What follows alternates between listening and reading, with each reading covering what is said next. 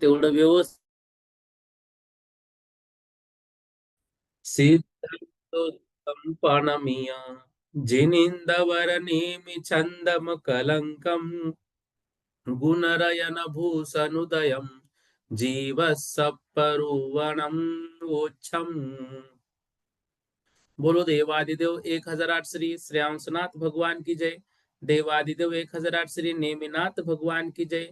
सिद्धांत चक्रवर्ती आचार्य श्री नेमि चंद्राचार्य महामुनिराज की जय। संत शिरोमणि आचार्य गुरुवर विद्यासागर जी महामुनिराज की जय। विद्याकुल शिरोमणि आचार्य श्री समय सागर जी महामुनिराज की जय। निर्यापक महाश्रमण मुनि पुंगो श्री सुधा सागर जी महामुनिराज की जय। समस्त मुनि संघ की जय। विगत दिनों से गोमटसार जीव कांड के जो मंगलाचरण है और मंगलाचरण के बाद की 3-4 गाथाओं का अध्ययन हमने कर लिया है। इन सभी गाथाओं का आप सभी को रिवीजन भी करना है। इन सभी बातों को याद करते हुए भी चलना है ताकि परीक्षा के समय एकदम से बोझ ना बने। कल हमने चौथी गाथा देखी थी जिसके माध्यम से हमने ये पढ़ा था कि जो आदेश है मतलब विस्तार है मतलब मार्गनाएं है, उन मार्गनाओं में ही सब कुछ संलग्न हो जाता है। जैसे जीव समास, पर्याप्ति, प्राण, संज्ञा और उपयोग, इन सभी भेदों का मार्गनाओं में भली प्रकार से अंतर्भाव हो जाता है। इसलिए यदि प्ररूपना की बात की जाए तो विस्तार से भले ही 20 है, लेकिन अभेद विवक्षा से संक्षेप से मात्र 2 ही प्ररूपनाएं होती है। एक होती है गुणस्थान, दूसरी होती है मार्गना। क्योंकि मार्गना में सभी प्रकार का विषय उसी में आ जाता है। तो जीव समास, पर्याप्ति, प्राण, संज्ञा, उपयोग, इन सब भेदों का मार्गनाओं में अंतर्भाव हो जाता है। और अभेद विवक्षा से गुणस्थान और मार्गना ये 2 प्ररूपना है। और भेद रूप से यदि हम देखेंगे तो 20 प्ररूपनाएं होती है। मार्गना स्थान प्ररूपना में ही जीव समास, पर्याप्ति, प्राण, संज्ञा और उपयोग, इन 5 प्ररूपनाओं का अपने आप अंतर्भाव हो जाता है। अब ऐसा होने के बाद हम यदि देखेंगे ये सब मार्गना यदि मार्गनाओं में सब चली गई, ये सब बातें यदि उसी में चली गई, तो फिर हम लोग 20 प्ररूपनाएं पढ़ रहे, उसकी आवश्यकता नहीं है, बिल्कुल नहीं है। इस कारण से गुणस्थान प्ररूपण और मार्गना स्थान प्ररूपण संग्रह न की अपेक्षा 2 ही प्ररूपनाएं हैं। लेकिन फिर भी यदि किसी को विस्तार से पढ़ना है तो फिर 20 प्रकार की प्ररूपनाएं जो ऊपर कही गई है वे होती है। 5वीं गाथा कल हमने पढ़ी थी, उसमें हमने पढ़ा था इंद्रिय और काय मार्गना में जीव समास एवं पर्याप्ति का, श्वासोश्वास, वचन बल एवं मनोबल प्राणों का पर्याप्ति में अंतर्भाव हो जाता है। योग मार्गना में काय बल प्राण का, ज्ञान मार्गना में इंद्रिय प्राणों का एवं गति मार्गना में आयु प्राण का अंतर्भाव हो जाता है। इस प्रकार से चौथी और 5वीं गाथा कल हम सभी ने पढ़ी थी। आइए अब हम चलते हैं 6वीं गाथा की तरफ। सभी लोग उच्चारण करेंगे। माया लोहेर दिपुव,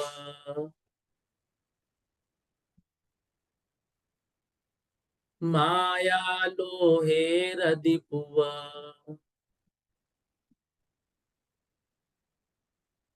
वाहारं कोहमानगं भयम्, वाहारं कोहमानगं भयम्, वेदे में हून सन्ना। वेदे में हूँ न सन्ना, वेदे में हूँ न सन्ना, लोहम्मि परिगहे सन्ना, लोहम्मि परिगहे सन्ना।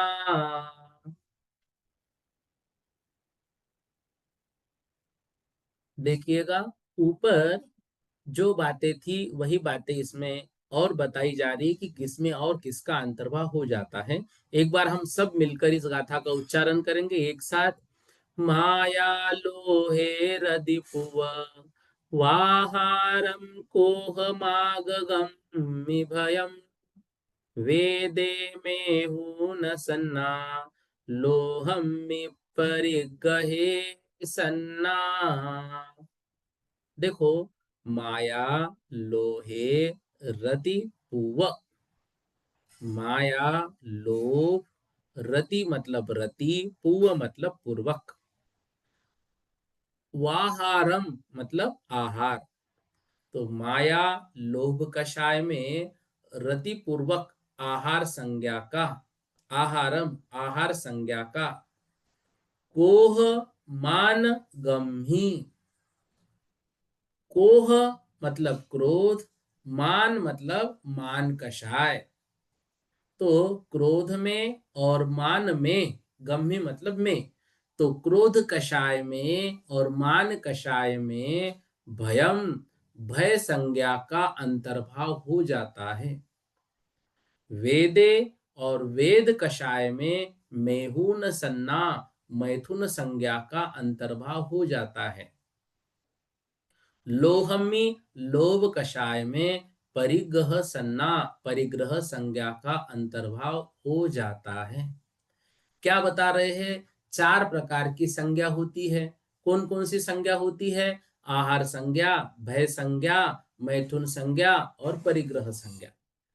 जब हमने ऊपर देखा था 20 प्रकार की प्ररूपना में संज्ञा का वर्णन अलग से दिया था, लेकिन वही संज्ञा जब हम मार्गना में पढ़ लेंगे तो फिर अलग से उन संज्ञाओं का अध्ययन करने की आवश्यकता नहीं है। अब ये संज्ञा मार्गना में किस तरह से आती है? तो बता रहे हैं, जहां पे मार्गना में माया और लोभ कषाय का वर्णन होगा, उस माया और लोभ कषाय में रति पूर्वक जो आहार होता है उस आहार संज्ञा का अंतर्भाव हो जाता है। इसी तरह से जहां पर क्रोध और मान कषाय का वर्णन आएगा, उस क्रोध और मान कषाय में भय संज्ञा का अंतर्भाव हो जाता है।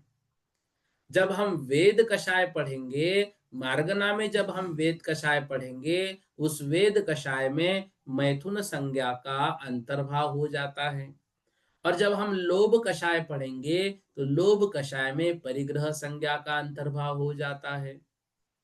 देखो, जहां पर मान लो लोभ कषाय का वर्णन चल रहा है, अब जहां लोभ कषाय का वर्णन चल रहा है तो लोभ कषाय में हम किस किस का लोभ करते हैं वो बातें आएगी। मतलब अंतरंग और बहिरंग परिग्रह की बात वहां पे छिड़ेगी ही छिड़ेगी। और जब अंतरंग और बहिरंग परिग्रह की बात वहां पे आ जाएगी तो वहां पर फिर परिग्रह संज्ञा का भी वर्णन करना पड़ेगा कि जीव की ऐसी परिग्रह संज्ञा होती है, तो परिग्रह संज्ञा का भी वर्णन उसमें हो जाता है।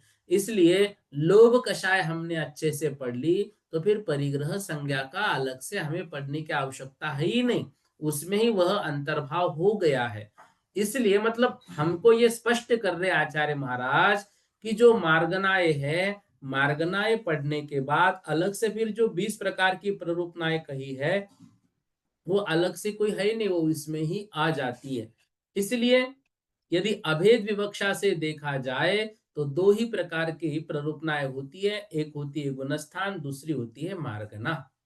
ठीक है, इसको ये पांच छह गाथाएं जो है वो होने दो, फिर आप लोगों को और अच्छे से समझ में आएगा। शुरुआत में थोड़ा थोड़ा विषय कठिन लगेगा, लेकिन धीरे धीरे धीरे धीरे इसकी आदत हमको लगेगी और सारा विषय ऐसा लगेगा कि हाँ कितना आनंद आ रहा है। कितनी सूक्ष्मता से आचार्यों ने अपनी बातों को रखा है और कितनी सूक्ष्मता से हमारे आगम में हर एक बात का उल्लेख किया गया है। कितना उत्कृष्ट होगा वह सर्वज्ञ भगवान का केवल ज्ञान, जिन्होंने अपने ज्ञान के माध्यम से ये सब कुछ देकर आगे आगे हम तक पहुंचाया। और कितना बड़ा उपकार है आचार्य महाराज जी का कि जिन्होंने हर एक बात को हम सभी के लिए लिख कर रखा। तो इस तरह से एकदम से डरना नहीं।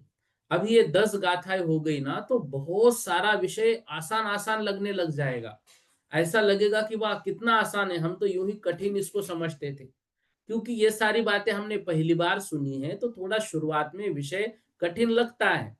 लेकिन डरना बिल्कुल नहीं है, इजी इजी हो जाएगा। और कहीं पर भी कभी भी मैं आगे नहीं बढ़ूंगा आपको समझे बगैर। दूसरी बात, आप लोगों को प्रश्न भी पूछने के मतलब बिल्कुल समय दिया जाता है, प्रश्न आप पूछिए। इतना ही नहीं, यदि फिर भी आपके मन में कोई शंका रहती है तो आप अपनी शंका व्हाट्सएप पर भेज दीजिए, या तो लिख कर भेजिए या बोलकर भेज दीजिए, तो आपको उसका उत्तर भी मिल जाएगा। ठीक है ना? इसलिए अध्ययन करते रहना है। और प्रतिदिन देखो, प्रतिदिन हमारा आधे घंटे का स्वाध्याय होना ही चाहिए प्रतिदिन। अब जब क्लास चल रही है, स्वाध्याय हो रहा है, तो स्वाध्याय में बैठ के हम आनंद ले इस चीज का। नहीं भी समझ में आ रहा है तो सुन ले, कोई बात नहीं। देखो, एक दादी अम्मा, निर्यापक श्रमण मुनि पंगो सुधासागर महाराज जी ने ये बात सुनाई थी उदाहरण। एक दादी अम्मा थी, एक मंदिर का बड़ा ग्रंथ लिया और उन अक्षरों पर अपनी उंगली घुमा रही थी। सभी ने देखा दादी अम्मा कितना अच्छा स्वाध्याय कर रही है, ऐसा उंगली लगा लगा कर एक एक पंक्ति पढ़ रही थी, सब बहुत अच्छे से। फिर उनका पोता आता है, पोता बोलता है चलो अम्मा जी घर पे चलना है। तो लोग बोलते हैं अरे वो पढ़ रही है, पढ़ने दो। बोले पढ़ रही है? हमारे दादी अम्मा को तो पढ़ना ही नहीं आता है, कैसे पढ़ रही है? बोले देखो तो आगम पढ़ रही है। तो सब लोग गए दादी अम्मा के पास, बोले आपको तो पढ़ना ही नहीं आता और आप तो ऐसे इतने भावों से इसको लाइन को एक एक उंगली लेते हुए देख रही हो। आप इसको ऐसा लग रहा है कि बड़े भाव से पढ़ रही हो, और आपका पोता कहता है कि आपको पढ़ना ही नहीं आता है, क्या विषय है? तब वो दादी अम्मा कहती है देखो, ये सही कह रहा है, मुझे पढ़ना नहीं आता, लेकिन मैं उन अक्षरों को छू रही हूं जिसमें ज्ञान भरा हुआ है।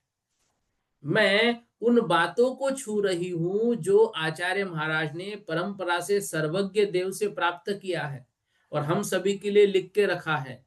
मैं ऊपर जाऊं उससे पहले कम से कम उन अक्षरों को मन भर के देख तो लूं, मैं उनको स्पर्श तो करूं, मैं उनको समझूं तो सही।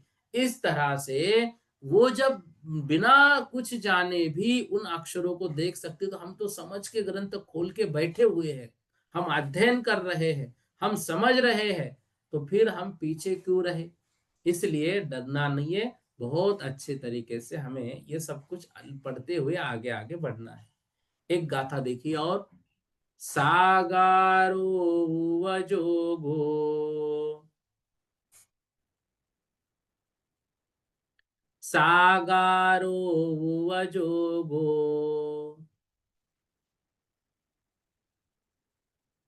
नाणे मग्गम दंसणे मग्गे,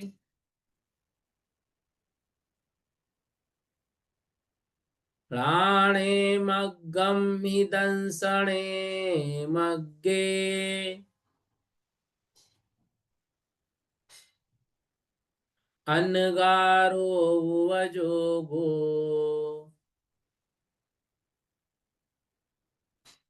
अनगारो वजोगो,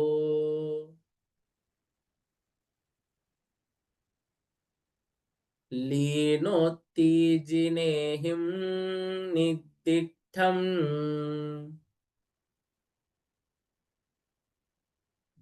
लीनोत्तीजिनेहिं नित्तिठम्।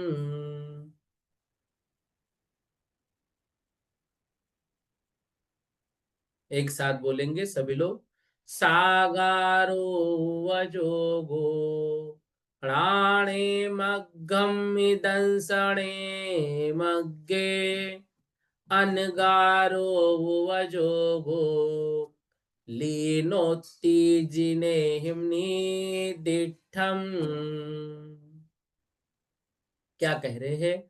सायारो उवोगो, साकार उपयोग में राणे मग्गम्मी, जो ज्ञान मार्गना है, मग्गम्मी मतलब मार्गना में, राणे मतलब ज्ञान मार्गना में, साकार उपयोग का जो उपयोग होता है ना, वो उपयोग भी किस में आता है तो बता रहे हैं। जब ज्ञान मार्गना का उल्लेख होगा, नाने मग्गम्मी, ज्ञान मार्गना में सागारो उवोगो, साकार उपयोग का अपने आप अंतर्भाव हो जाता है। दंसन मग्गे और दर्शन मार्गना में अनगारो उवजोगो, अनाकार उपयोग का अंतर्भाव हो जाता है। लीनोति जिनेहिम निदिठम, दंसन मग्गे अनगारो उवजोगो लीनो, लीन मतलब संलग्न, वह उसमें संलग्न हो जाता है। किसमें? दर्शन मार्गना में अनगार उपयोग और ज्ञान मार्गना में साकार उपयोग। ऐसा नेमि चंद्राचार्य कह रहे, मैं नहीं कह रहा हूं, ये तो जिनेहिम निदिठम, ये तो जिनेन्द्र भगवान ने निर्दिष्ट किया है, ये मैं नहीं कह रहा हूं। देखो, ये हमारे पूर्वाचार्यों की महानता थी।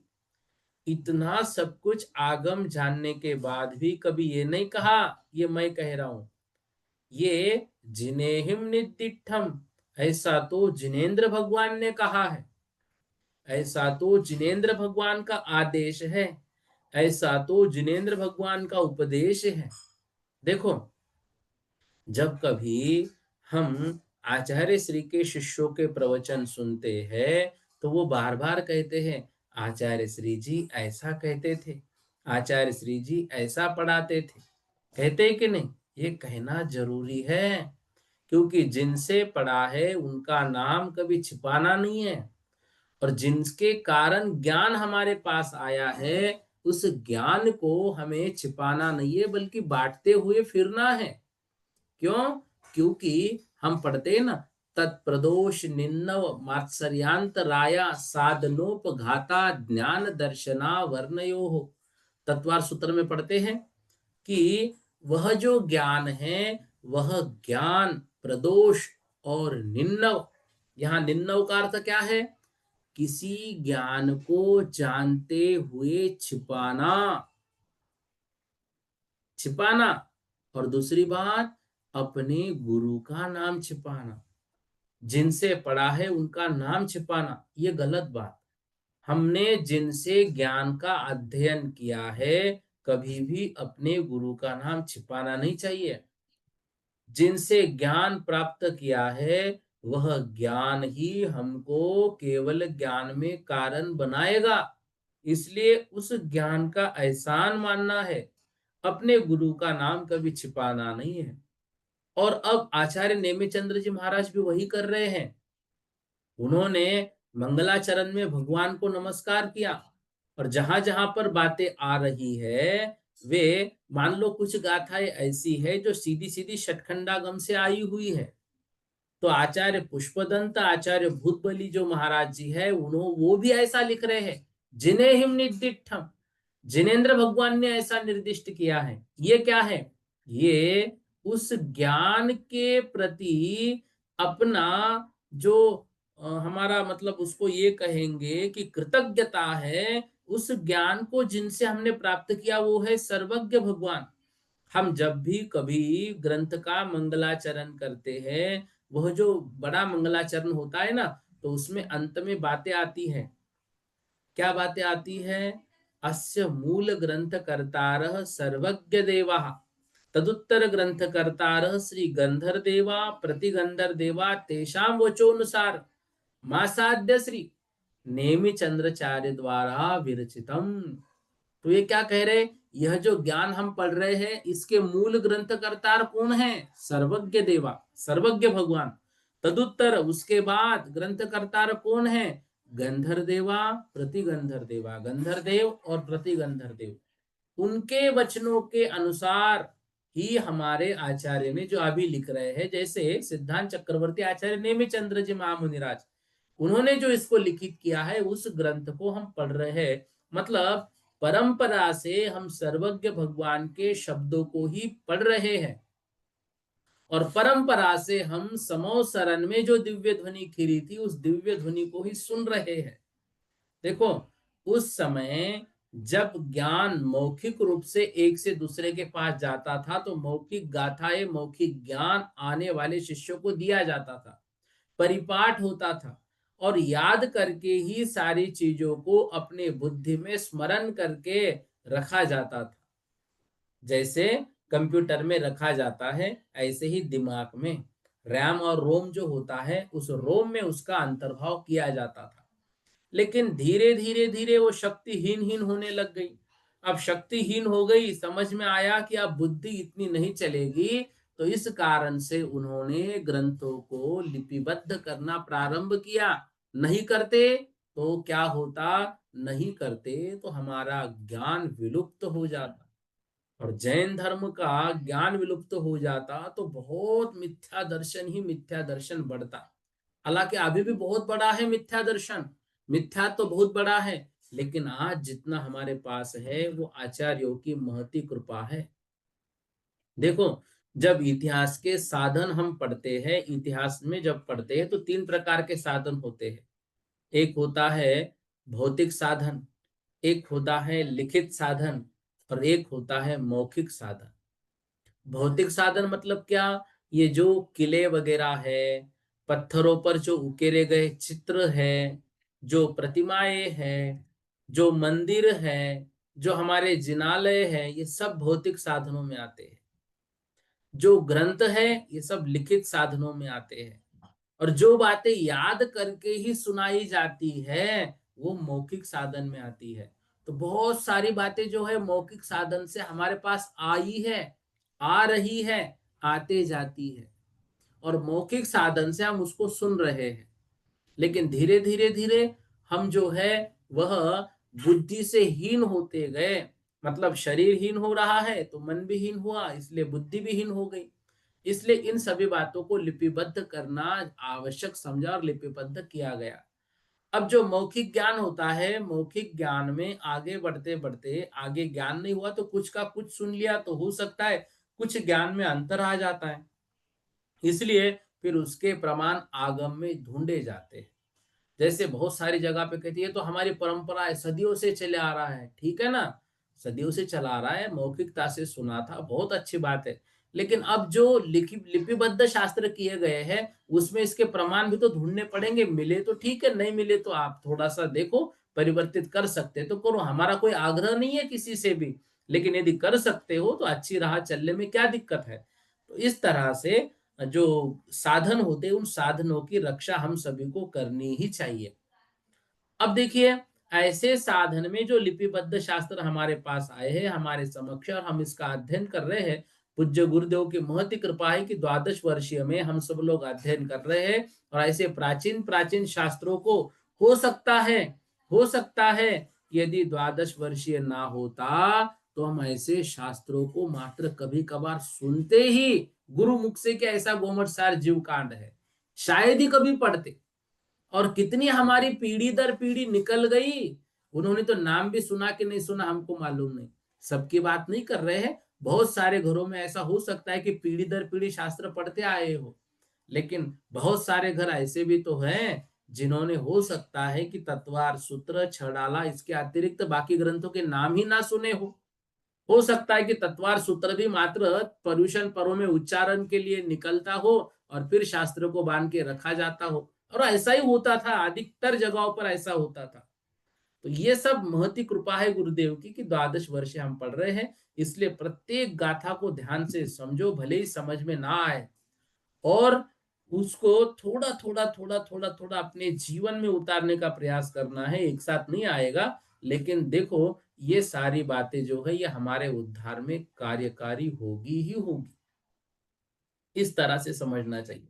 इसलिए तो निर्यापक शमन जी जो पाषाण की प्रतिमाएं है वो पाषाण की प्रतिमाएं बनाने पे अधिक जोर देते हैं। इसका कारण है, पाषाण की प्रतिमाओं को विद्रोहियों ने मान लो कुछ घात पहुंचाया, तोड़ दी, और उसके अवशेष भी जमीन से निकल गए, तो वो अवशेष भी इतिहास का रूप बनते हैं कि देखो अभी हड़प्पा संस्कृति में जो टूटे फूटे कुछ मूर्तियां मिली है, अब वो टूटी फूटी मूर्तियां ही इतिहास बता रही कि नहीं रही है कि हड़प्पा संस्कृति कैसी थी, मोहनजोदड़ो कैसा था, सब बता रहे कि नहीं बता रहे। वो टूटी फूटी प्रतिमाएं, और वही यदि धातु की प्रतिमा बना दी जाए तो धातु जिसको मिलेगा वो उसको गलाएगा, नई कुछ चीजें बनाएंगे। इसलिए मंदिरों में पाषाण की प्रतिमाएं ही अधिक होनी चाहिए, प्रशस्तियां पाषाण की अधिक होनी चाहिए, ताकि आने वाले 1000-2000 साल के बाद जब यही इतिहास बनेगा तो काम आएगा। मतलब यूं पंचम काल के अंत तक जो जैन धर्म सुरक्षित रखने की बात होती है, उन सब में हम लोगों का कुछ ना कुछ तो योगदान होगा। इसलिए पत्थरों की बातों पे अधिक भरोसा करना चाहिए। अब देखो, अभी तक जो गाथाएं हमने पढ़ी, उन गाथाओं को थोड़ा सा एक चार्ट के माध्यम से समझाया जा रहा है। अब जैसे जो प्ररूपणाएं मार्गनाओं में ली जाती है, तो कौन सी प्ररूपणा? तो जीव समास प्ररूपणा है, इसको इंद्रिय और काय मार्गना में ही लिया जाता है। तो इंद्रिय और काय मार्गना जो है वह स्वरूपवान है, और जो जीव समास है, इंद्रिय और काय मार्गना जो है वो एक स्वरूप है, और जीव समास स्वरूपवान है। मतलब उसका जो कारण है जीव समास है, इंद्रिय और काय कार्य है। इस तरह से जो पर्याप्ति प्ररूपणा है वह भी इंद्रिय और काय मार्गना में ली जाती है। जो प्राण है वे प्राण ज्ञान मार्गना में अंतर्भूत हो जाते हैं। जो काय बल प्ररूपणा है वह योग मार्गना में अंतर्भूत होती है। वचन बल वह पर्याप्ति मार्गना में, मनोबल श्वासोश्वास ये भी पर्याप्ति में और इंद्रिय काय में अंतर्भूत हो जाती है। आयु ये गति मार्गना में, क्योंकि गति मार्गना में कौन सी आयु कितने समय तक रखी वर्णन आएगा। संज्ञा जो है, संज्ञाओं में आहार संज्ञा जो है वो माया और लोभ कषाय में इंक्लूड हो जाती है। भय प्ररूपणा जो है वो क्रोध मान कषाय में, मैथुन जो है वो वेद कषाय में, परिग्रह जो है वो लोभ कषाय में, उपयोग में ज्ञान जो है साकार ज्ञान वो ज्ञान मार्गना में, और निराकार जो है वो दर्शन मार्गना में। क्योंकि जो साकार होता है वो स्पष्ट होता है, और स्पष्ट हमेशा ज्ञान होता है। दर्शन कभी स्पष्ट नहीं होता है, दर्शन अस्पष्ट रहता है। इसलिए दर्शन को निराकार कहा है, उसका कोई आकार नहीं है। और यदि उसका आकार बन जाए तो वो दर्शन दर्शन नहीं रहता है, वो ज्ञान में परिवर्तित हो जाता है। जैसे दूर से कुछ हमें आते हुए दिख रहा है, मान लो कोहरा है, अब कोहरे में समझ में नहीं आ रहा क्या, लेकिन कुछ तो हमारी तरफ आ रहा है, ये दर्शन है। हमने देखा उसके दो सिंग है, गले में घंटी बंधी हुई है, अच्छा ये तो हमारी गाय है। अब ये गाय है, ये ज्ञान हो गया। भले आती हो हम उसको देख रहे हैं, देखना भी उसका ज्ञान हमें स्पष्ट हो गया, ये साकार हो गया, ये ज्ञान है। तो इसलिए साकार जो है वह ज्ञान मार्गना में आता है, साकार ज्ञानोपयोग, और दर्शनोपयोग दर्शन मार्गना में आ जाता है, क्योंकि वो निराकार है। इस तरह से इन सभी बातों को हम यहाँ तक आज पढ़ते हैं। अब देखो ध्यान से, कल से गुणस्थान का विषय है, बड़ा सुंदर विषय है, गुणस्थान भी पढ़ने को मिलेंगे और गुणस्थानों की विशेषताएं भी पढ़ने को मिलेगी, अच्छे तरह से हम सब कुछ समझेंगे। तो ये जो है ये सामान्य रूप से था। अब थोड़ा सा विशेष विशेष वर्णन आएगा और बहुत अच्छे से आएगा। इन सभी गाथाओं को कठिन मत समझना, बड़ी आसान है। आज हमने पढ़ा माया लोहे, माया और लोभ में रतिपूर्वक आहार संज्ञा जो है वह आ जाती है माया और लोभ कषाय में। क्रोध और मान में भय, भय संज्ञा का अंतर्भाव हो जाता है। वेद में मैथुन संज्ञा का अंतर्भाव होता है, और लोभ में परिग्रह संज्ञा का, चार प्रकार की संज्ञा यहाँ हुई। साकार उपयोग जो है वो ज्ञान मार्गना में, और जो अनगार है निराकार उपयोग है उसका दर्शन मार्गना में वो संलग्न हो जाता है। ऐसा जिनेन्द्र भगवान ने कहा है। इस तरह से इन गाथाओं का अध्ययन हमने आज किया है। अब इसमें आपके जो प्रश्न हैं उन प्रश्नों को हम पहले देखते हैं।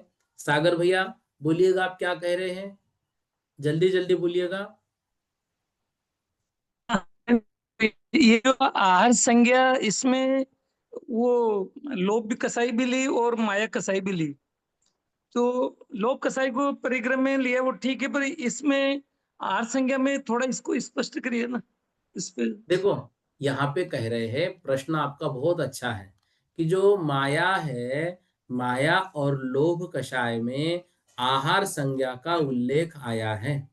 अब यहाँ जी। पर माया और लोभ कषाय में रतिपूर्वक आहार संज्ञा का वर्णन आया है। तो यहाँ पे लोभ कषाय तो समझ में आ गया, हमको भूख लग गई, लेकिन माया हम्म। की आवश्यकता क्या है? देखो, माया जो है, वह माया मतलब मायाचार्य में भी आहार संज्ञा इसलिए आती है क्योंकि जो आहार है मतलब वो मात्र भोजन नहीं है। यहाँ आहार संज्ञा में हमारा जो कर्म और नो कर्म आहार है उसकी भी बात होती है। इस कारण जी। से वहां पर माया संज्ञा का उल्लेख आया है। अभी जब हम माया और लोभ कषाय पढ़ेंगे ना, उसमें जब आहार संज्ञा आएगी तो उसमें और अच्छे से समझ में आएगा, वहां डिटेल में आचार्य महाराज देंगे। ठीक है भैया। जी। शकुंतला जी गंगवाल, आप बोलिए। जय जिनेन्द्र भैया जी। जय जिनेन्द्र। भैया जी, वो भी आपने वैसे सागर भैया ने पूछा जो आपने क्लियर तो कर दिया, पर हमें एक चीज समझ में नहीं आई। जैसे लोभ कषाय और को भी आहार संज्ञा में और परिग्रह संज्ञा दोनों में ही किस किस मतलब कैसे लिया है, इसको समझा दीजिए थोड़ा सा। देखो, भूख जो लगती है तो भूख में खाने की वस्तुओं का लोभ होता है ना हमें, जी। इसलिए वो लोभ कषाय में लिया। और जो लोभ है उसी में परिग्रह जो संज्ञा है, वह परिग्रह संज्ञा, परिग्रह इकट्ठा क्यों करेंगे? लोभ के कारण करेंगे, इसलिए उसको लिया है। वैसे जो भोजन है वो लोभ कषाय का भी विषय है, और जो परिग्रह है वह भी लोभ कषाय का है, इसलिए कोई दिक्कत नहीं। ठीक है। अच्छा जी, और ये गाथाएं सारी याद मतलब आएगी एग्जाम में, याद करनी होगी? नहीं नहीं नहीं, गाथाएं याद नहीं करनी है आपको। मेन मेन गाथाएं जो है, जैसे 15-20 गाथाएं होती है ना, तो मैं आपको बताते चलूंगा कि ये गाथा याद करो। जैसे अभी मंगलाचरण जो है, अभी इन 7-8 गाथाओं में मंगलाचरण हम सभी को याद करना है। दूसरा प्ररूपणा मंगलाचरण वाली भैया गाथा है, जो प्ररूपणाएं लिखी है ना वो गाथा, जी। ऐसे मैं आपको जी बताते चलूंगा, तो वो गाथा आप याद करना। जी भैया जी। जी जी हाँ। जी, जय जय भैया। सीमा दीदी जय जी जिनेन्द्र। बोलिए आप। हाँ, जय जिनेन्द्र भैया जी। जय अ, जिनेन्द्र। भैया जी, एक तो ये क्वेश्चन था कि गाथाओं के अर्थ एग्जाम में आएंगे क्या? बिल्कुल, गाथाओं के अर्थ परीक्षा में आएंगे, लेकिन उसमें आपको शब्दशः अर्थ लिखने की जरूरत नहीं है, उस गाथा का भावार्थ पूर्ण क्लियर होना चाहिए। अच्छा जी भैया। भैया जी, एक और सोनिया जी जैन बोलिएगा। जय हिंद भैया जी। जय जिनेन्द्र। भैया जी, छठमा वाली गाथा का ना वो बता दीजिए, मतलब उच्चारण बता दीजिए, मैं करना नहीं आ रहा, थोड़ा कठिन सा देखो, लग माया लोहे रदि पु, रहा यहां तक लेना है, तो पु के साथ आगे वह आधा है ना, वो भी जोड़ा जाता है। माया लोहे रदिपुव वाहारम कोह मान गम्य भयम वेदे मेहून सन्ना लोहम्मी परिगहे सन्ना। है। ठीक है। हाँ, जय जी। श्री जय जिनेन्द्र। रेणुका जी पूछिए। जय जिनेन्द्र भैया जी। भैया जय जी, आपने जिनेन्द्र। अभी जो चार्ट दिखाया है ना, उसमें एक संबंध का भी कॉलम दिया है ना, हाँ हाँ। तो वो भी पढ़ना है। पढ़ना मतलब वो समझने के लिए भाई, हाँ, वो कहाँ भी कहाँ पे समझा कुछ दीजिए। कार्य कारण होता है, कहीं वो कहीं भी पर जो सम है स्वरूप स्वरूपवान होता है, मतलब उसका वहां व्याख्या होती है, और व्याख्या हम्म। किसके वो होता है, तो इसलिए वो एक सामान्य रूप से याद करने की आवश्यकता नहीं है। उनका हम्म। रीजन क्या है वो बातें बताइए है। थोड़ा आप समझा दीजिए उसको। ये जो होगा, ये जो डिटेल में अभी प्रत्येक मार्गना जब आएगी ना उसमें हम समझेंगे। अभी इसमें ठीक है क्या हो भाई। जाएगा, इसमें हम इसलिए ज्यादा डिटेल में नहीं जा रहे। पहले हाँ सात जी। आठ घंटाओं में बहुत लोग छोड़ देते हैं स्वाध्याय के, बहुत कठिन लग रहा है ये। हाँ जी। इसलिए थोड़ा आप धीरे धीरे देखो। अब मैं छोड़ूंगा नहीं, हर हाँ एक जी। बात आपको क्लियर कराऊंगा। ठीक है। ठीक है। हाँ। आप सभी को जय समझ जी। में तो आ रहा है लेकिन। हाँ, समझ आ रहा है भैया जी, अच्छा जी समझ, आप बढ़िया पढ़ा रहे हैं। जी जी, ठीक है। गोविंद जी लिखा है, बोलो। गोविंद। हाँ, जय बोलो बोलो। जय जिनेन्द्र भैया जी। जय जिनेन्द्र। हाँ, मेरा ये है कि जैसे इसमें जो नए नए जो शब्द आते हैं ना भैया जी, जैसे हम्म जीव हम्म समास है, ये अब क्या कि पहले हमारे कोर्स में ऐसे आए हुए नहीं है, तो आप इनको थोड़ा डिटेल हमारे को थोड़ा थोड़ा बता दीजिएगा, ताकि हमें हाँ उसी हाँ समय हम समझ आ देखो जाए। कोई हर एक बात चीज आपको गूगल में बताई जाएगी, पढ़ हर एक की व्याख्या आचार्य महाराज खुद भी करेंगे और हर एक चीज आपको बताई जाएगी। आपका जो जो विषय अभी तक आया है ना, यूं समझो कि ये प्रत्येक का टाइटल है। अब ये एक टाइटल आचार्य महाराज खुद क्लियर करते जाएंगे। जैसे 20 प्ररूप नाव में पहला शब्द आया था गुणस्थान, अब कल जो पढ़ेंगे हम गुणस्थान की व्याख्या ही खुद लिख रहे हैं आचार्य महाराज। फिर जीव समास की व्याख्या देंगे, फिर जीव समास के भेद देंगे, फिर प्रत्येक को समझाएंगे। इसलिए सारा विषय आने मैं वाला तो है। ये आप कहना इस था, हम्म हाँ, तो आप जैसे तो थोड़ा शॉर्ट में बता दिया करो को ये चीज ये है, तो नहीं हमारे नहीं को वो आएगा, सब नोटिस कुछ में आ विषय जाए आएगा दीदी। थोड़ा। आप देखो अभी जो है ना, अभी सारा सिलेबस में आता जाएगा, क्रम से आएगा। इसलिए प्रत्येक गाथा को समझते हुए हम आगे बढ़ेंगे, ठीक है। ठीक है भैया, ये चीज जी है। हाँ, अगला प्रश्न पूछेगा नेमी चंद जी, लिखा हुआ है।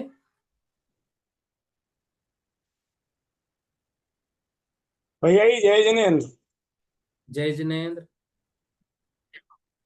तो योग दो तरह का बताया अभी आपने, साकार और अनाकार। अनाकार थोड़ा सा समझा दीजिए ठीक से।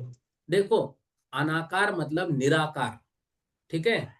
तो निराकार उपयोग मतलब जिसका कोई आकार नहीं हाँ है, दूर से हमें कुछ दिख रहा है, क्या दिख रहा है मालूम नहीं, वो है निराकार। जब भी ज्ञान होगा, ज्ञान दर्शन पूर्वक होगा। ज्ञान है साकार, वह स्पष्ट है। दर्शन है निराकार, वो अस्पष्ट है। तो दर्शन अस्पष्ट होने के कारण उसको अनाकार कहा है या उसको निराकार कहा है। क्यों? क्योंकि वो स्पष्ट दिखता नहीं है, और जो स्पष्ट दिखने लगेगा तब वह होगा ज्ञान। तो मात्र केवल दर्शन और केवल ज्ञान ऐसे हैं जो एक साथ होते हैं।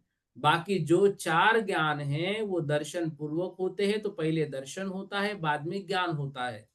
उदाहरण के लिए, जैसे दूर कोई वस्तु हमको दिख रही है, क्या है मालूम नहीं, लेकिन दूर है, कुछ तो है, कुछ तो है, कुछ तो है। हम जैसे वस्तु के करीब करीब गए, अरे ये तो वस्तु नहीं, ये तो पहाड़ है।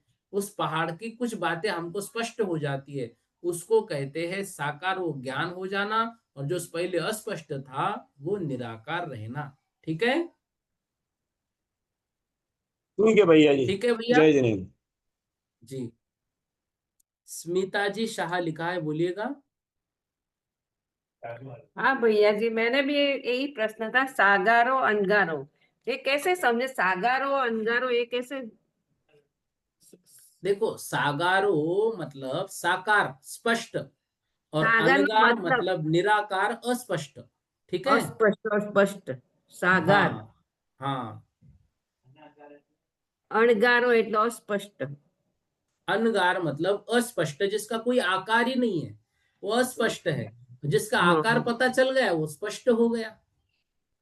इसलिए ये समझ में नहीं आता था कि इसका कैसे देखो शब्द, हम इसका अर्थ घूमने कैसे चले हुआ, गए, अर्थ अर्थ कैसे हम हो सुनो ना, सागार। हम घूम रहे हैं, घूमते घूमते हमारे पास से कार गुजर गई। उस कार में कुछ धुन बज रही थी। अब वो धुन क्या थी मालूम नहीं हमें, लेकिन बज रही थी, वो अस्पष्ट रह गई। लेकिन फिर वो कार हमारे पास आई, अब धीरे धीरे वो वहां पे खड़ी है, तो हम उसके पास गए। कौन सी आवाज चल रही है? अरे ये तो भक्तामर की टून है, ये तो मैं जानता हूँ भक्तामर। अब ये हमको स्पष्ट हो गया। पहले जो अस्पष्ट था वो कहलाता है अनाकार, उसका कोई आकार नहीं है, निराकार है वो। जो स्पष्ट हो गया वो साकार, वो आकार से सहित है। ठीक है। वो तो ठीक है भैया, पर ये अर्थ समझ में नहीं आया। सागार और अनगार का वो गृहस्थ और ऐसा ही मगज में था।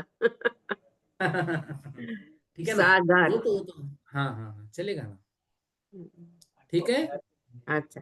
ये प्राकृत के शब्द है, इसका अर्थ हम हिंदी में पढ़ रहे हैं, तो प्राकृत में ऐसा ही होता है। और सागार अनगार जो है, जो हम पढ़ते हैं, वो गृहस्थ और जो गृह त्यागी के लिए, वो तो हिंदी शब्द है। ये उनको हाँ प्राकृत में ये शब्द आए हुए हैं। ठीक है। ठीक ठीक। जी, इतना आज हम पढ़ लेते हैं, बाकी कल की कक्षा में पढ़ेंगे।